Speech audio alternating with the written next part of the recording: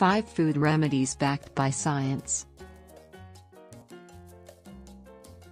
Does chicken soup help a cold? Does ginger ale quell the belly? Here's the science behind popular food cures. It seems that every family has its own bag of magic tricks for treating the ailments that strike us all, chicken soup for the common cold being perhaps the most universal. There's ginger ale for stomach aches, prunes for digestive woes, and honey for coughs, among others. But have any of them been proven to really work? Let's take a look at some of the more enduring food cures and see what the science set has to say.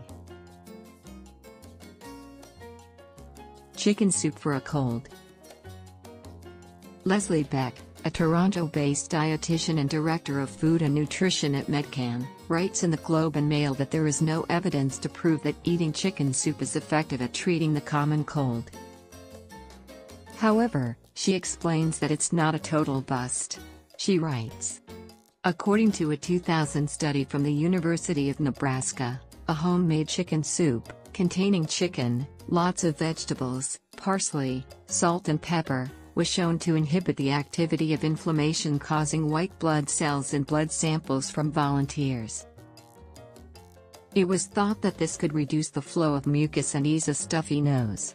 Another study, 1978, found that sipping hot chicken soup increased the velocity of nasal secretions in 15 healthy volunteers, an outcome that might help clear a stuffed-up nose.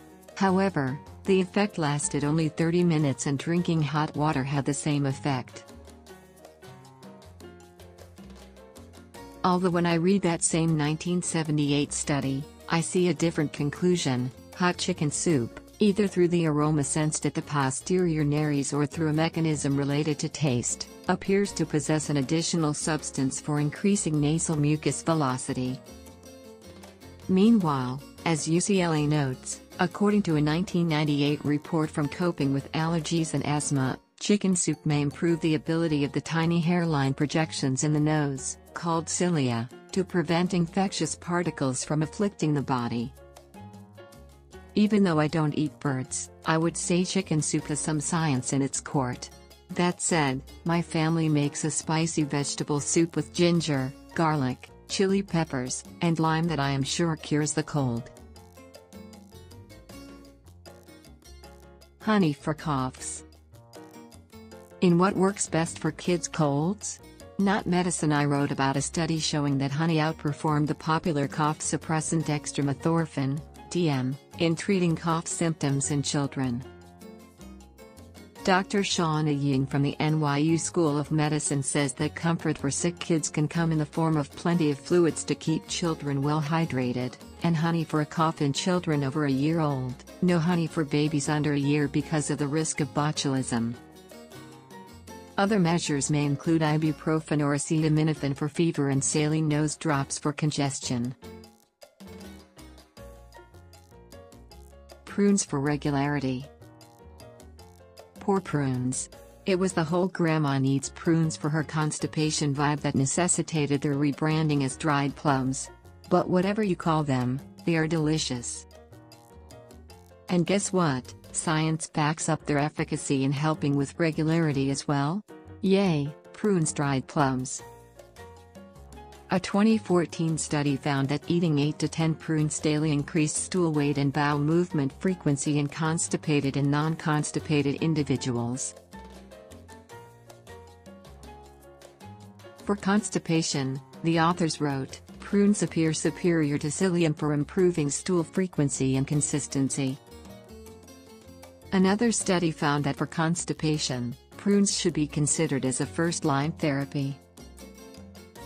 A half a cup of prunes has around 6 grams of fiber for around 200 calories. They also have the natural sugar, sorbitol, which can act as a laxative for some people. Ginger ale for nausea. The ginger ale always came out at my childhood home for stomach aches, and I am pretty sure it helped because soda was otherwise verboten. Since there is no real ginger in most ginger ales, it couldn't have been the ginger. That said, ginger is commonly used for medicinal purposes in Asian, Indian, and Arabic herbal traditions. In China, ginger has been used to aid all types of digestion disorders for more than 2,000 years. Currently, healthcare professionals commonly recommend ginger to help prevent or treat nausea and vomiting. It is also used as a digestive aid for mild stomach upset. Germany's Commission E has approved ginger as a treatment for indigestion and motion sickness. Drinking ginger tea, either hot or cold, is a wonderful way to soothe the tummy. Grate or slice fresh ginger and let it steep with boiled water for 10 minutes, or longer if you like it spicy.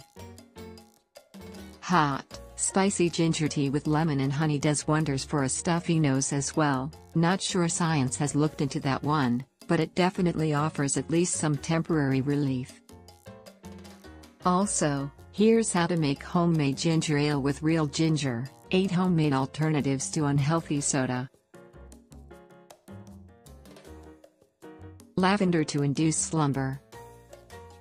This isn't a food remedy, per se, but since lavender is edible and this is a popular one, I couldn't leave it out. While it sounds too good, or too woo, to be true, research shows that smelling lavender decreases heart rate and blood pressure, key elements of relaxation, says sleep expert Richard Shane, PhD, told Road. The 2 main chemicals in lavender have been shown to have sedative and pain-relieving effects. Meanwhile, a 2005 study found that exposure to lavender essential oil increased the percentage of deep or slow-wave sleep, SWS, in men and women, and the study subjects reported higher vigor the morning after lavender exposure, corroborating the restorative SWS increase. Along with the study's other findings, the authors concluded that lavender serves as a mild sedative and has practical applications as a novel, non-photic method for promoting deep sleep in young men and women and for producing gender-dependent sleep effects. For the study, subjects received a presentation of essential oil for the first 2 minutes of each 10-minute interval between 11:10 p.m. and 11:40 p.m. So, you could try 2 minutes every 8 minutes, 3 times, before you go to sleep. And if you don't have lavender on hand, you can try having a nightcap, which is known to help one fall asleep.